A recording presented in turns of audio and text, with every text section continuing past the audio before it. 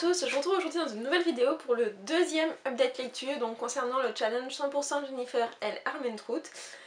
Donc comparé à la semaine dernière, c'était une petite semaine parce qu'en fait j'ai lu seulement un roman d'elle.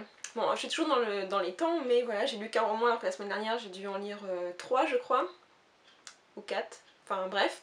C'est pas du tout comparable. En fait, c'est parce que ce week-end, je me suis accordé une petite pause en version française en lisant Nos étoiles contraires. Donc... Ouais, j'ai pris un petit peu de retard, bien qu'en fait ce soit pas vraiment du retard. Parce que je suis toujours dans les temps, donc en fait, voilà. Là, c'est juste que comparé à la semaine dernière, c'est pas tout à fait le même rythme. Donc du coup, j'ai lu White Hot Kiss, donc de Jennifer L. Armentrout, puisque le challenge c'est 100% Jennifer L. Armentrout. Bon, la couverture, je sais que Justine ne l'aime pas. Bon, c'est vrai qu'elle est un petit peu... Enfin voilà quoi, c'est encore des visages qui s'embrassent. Mais bon, c'est quand même assez explicite de l'histoire. Donc alors pour vous raconter un petit peu, donc en fait c'est l'histoire de Gargouille. Donc en fait Leila a 17 ans et c'est une enfant qui est à la fois gargouille et à la fois démon. Parce qu'en fait les gargouilles ce sont les gentils et les démons ce sont les méchants. Et donc il y a toujours eu une guerre entre les deux et en fait Leila est mi-gargouille, mi-démon. Et elle a été recueillie depuis sa plus tendre enfance par les gargouilles et elle a été élevée par les gargouilles. Et en fait son ami d'enfance il s'appelle Zane, c'est une gargouille également. Donc ils s'entendent très bien, elle a un petit penchant pour lui. Le souci c'est que Leila ne peut pas embrasser quelqu'un qui a une âme parce que sinon elle capture l'âme, en fait elle la mange quoi en gros. Donc en gros elle peut pas embrasser ni d'humain ni de gargouille et en fait les démons, les seuls qui n'ont pas d'âme, c'est les seuls vers qui elle peut aller mais voilà c'est un démon donc c'est les méchants donc elle peut pas. Et en fait cette Leila, donc le soir, elle part toute seule et en fait elle va taguer, en fait elle va marquer les démons pour que les gargouilles en fait puissent les voir plus facilement, pour les chasser en fait plus facilement. Donc c'est un univers assez complexe, je pense que vous pouvez le voir parce que j'ai du mal moi aussi à m'exprimer. J'ai eu beaucoup de mal à rentrer dans le roman parce que justement c'est peut-être le livre de Jennifer Armentrout qui est le plus complexe selon moi. L'anglais est assez compliqué, enfin toujours selon moi bien sûr. Je trouve qu'il y a pas mal de termes techniques notamment sur les démons, sur les gargouilles, sur l'univers démoniaque, sur l'univers angélique et tout ça. Donc voilà, c'était un petit peu plus compliqué pour moi de rentrer dedans. Mais ça c'est bien fait quand même. Une fois que l'histoire est lancée, donc une fois que Leila rencontre Roth. Donc je ne sais pas si ça dit Roth ou Roth. Roth, je trouve que ça fait mieux. Donc qui est un démon. En fait elle le rencontre en salle de classe et elle se dit mais en fait qu'est-ce qu'il fait là? Et on apprend donc que Roth est là pour protéger Leila puisqu'il y a toute une histoire autour de Leila puisqu'elle est un peu unique en son genre. Et ce qui est marrant c'est que l'auteur a réussi à combiner... Pour moi les gargouilles ressemblent un petit peu aux anges, du moins dans ce roman, elle s'est inspirée un petit peu de l'univers des anges. Et en fait donc on retrouve l'univers démoniaque et l'univers angélique avec toute l'histoire des fois qu'on peut retrouver autour, et notamment avec Lilith. Donc Lilith ou Lilith, ça dépend comment vous voulez la prononcer, qui est la première femme en fait d'Adam. Et en fait elle n'aurait pas voulu accepter que Adam s'accouple avec elle et la domine, donc du coup elle est partie de son côté, elle a copulé avec les méchants et les démons et tout.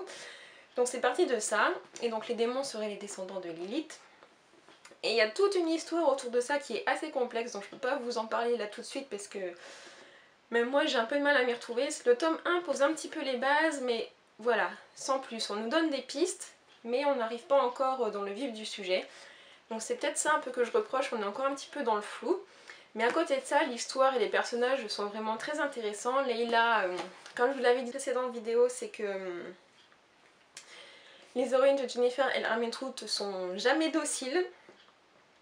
Leila est un petit peu naïve quand même, des fois elle m'a un petit peu tapé sur les nerfs. Roth, eh ben, il est assez sexy. Et Zane, on le voit assez peu finalement, mais il est vraiment très très gentil et j'ai envie d'en savoir plus sur lui. Je pense qu'on le saura d'ailleurs dans le tome 2. La fin de ce premier tome est très, comment je vais pas dire, cliffhangerienne. Il y a un gros cliffhanger à la fin et du coup on est là mais... Ah ok, donc vivement la suite. Parce que voilà, finalement je me suis quand même attachée au personnage, j'ai vu comment ça se termine, voilà, j'ai quand même envie de savoir la suite. J'ai pas craqué littéralement, c'est pas un coup de cœur, mais j'ai quand même bien aimé. Jennifer L. Armentrout a toujours une écriture très très agréable, les personnages sont toujours très bien, l'histoire est assez recherchée, assez travaillée, même si pour moi il me manque encore quelques éléments. Parfois c'est un petit peu ennuyeux parce que la relation entre Zayn, Layla et Rob, ça fait un peu un triangle amoureux, donc voilà, moi les triangles amoureux, voilà, j'en ai un petit peu marre. Mais c'est pas non plus le centre du roman. Donc voilà, si vous voulez vous lancer dans une aventure un petit peu originale, qui parle de gargouilles, ce que l'on ne voit pas tous les jours, je vous le conseille. Je sais qu'il y a peut-être d'autres romans de gargouilles, donc n'hésitez pas à me le dire en commentaire, parce que ça m'intéresse assez. Donc voilà, c'était ma deuxième semaine donc, du challenge 100% de Jennifer L. Armentrout. J'ai lu un seul roman, mais bon, il fait quand même 300 et 350 pages. Donc voilà, toujours en lecture commune. Et sinon, donc, ce que je prévois pour la suite, donc je pense qu'aujourd'hui je vais commencer Obsession. Donc c'est un roman compagnon, je vais dire, de la saga Luxe. Donc qui parle cette fois des arômes, donc c'est les ennemis des Luxènes. Et ensuite, donc le 18, on commence la lecture commune de Opposition, donc le dernier tome de la saga Luxe. Voilà, je vous en ai déjà parlé dans mon dernier IMM et ça va être dur de dire au revoir à Damon et Cathy, à l'univers. Et d'après déjà tous les retours, bien que j'ai pas trop regardé parce que j'ai pas envie de me faire spoiler, tous les retours que j'ai regardé un petit peu sur Goodreads, il y a beaucoup d'étoiles sur ce roman, donc j'ai vraiment très hâte.